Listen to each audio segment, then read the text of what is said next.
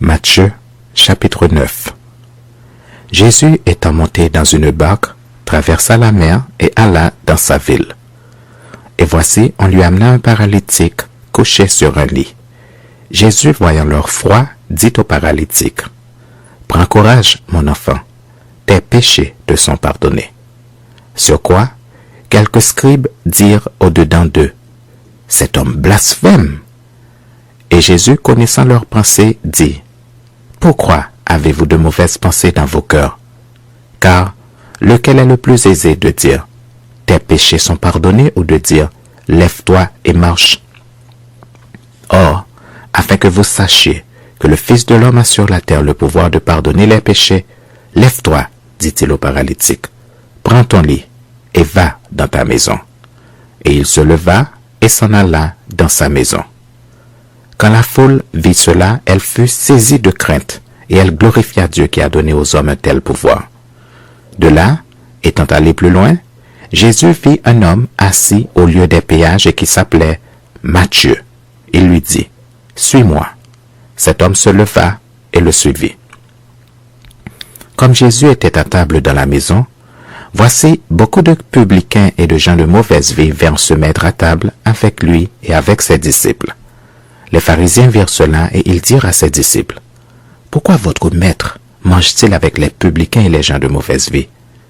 Ce que Jésus ayant entendu, il dit, « Ce ne sont pas ceux qui se portent bien qui ont besoin de médecins, mais les malades. Allez et apprenez ce que signifie « Je prends plaisir à la miséricorde et non au sacrifice, car je ne suis pas venu appeler des justes, mais des pécheurs. » Alors, les disciples de Jean vinrent auprès de Jésus et dirent, « Pourquoi nous et les pharisiens jeûnons-nous, tandis que tes disciples ne jeûnent point ?» Jésus leur répondit, « Les amis de l'époux peuvent-ils s'affliger pendant que l'époux est avec eux? Les jours viendront où l'époux leur sera enlevé, et alors ils jeûneront. Personne ne met une pièce de drap neuf à un vieil habit, car elle emporterait une partie de l'habit et la déchirure serait pire. On ne met pas non plus du vin nouveau dans de vieilles outres. Autrement, les outres se rompent, le vin se répand, et les outres sont perdues.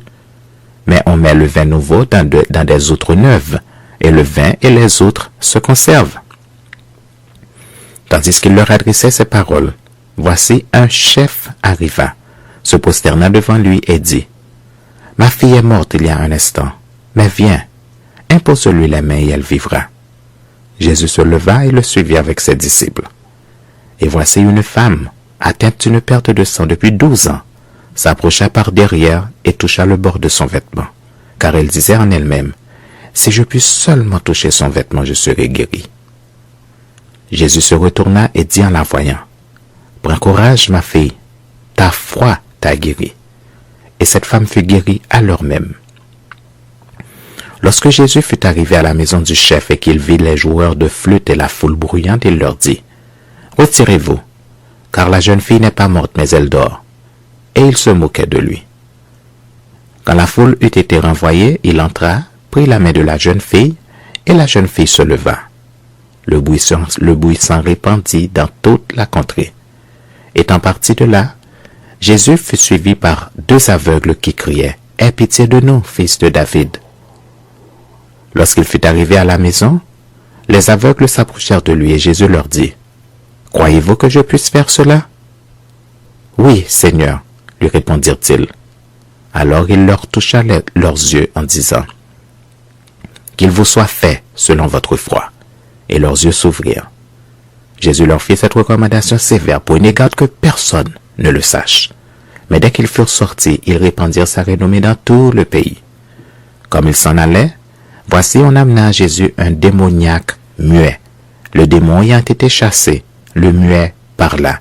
Et la foule étonnée disait, « Jamais pareille chose ne s'était vue en Israël. » Mais les pharisiens dirent, « C'est par le prince des démons qu'il chasse les démons. » Jésus parcourait toutes les villes et les villages, enseignant dans les synagogues, prêchant la bonne nouvelle du royaume et guérissant toute maladie et toute infirmité.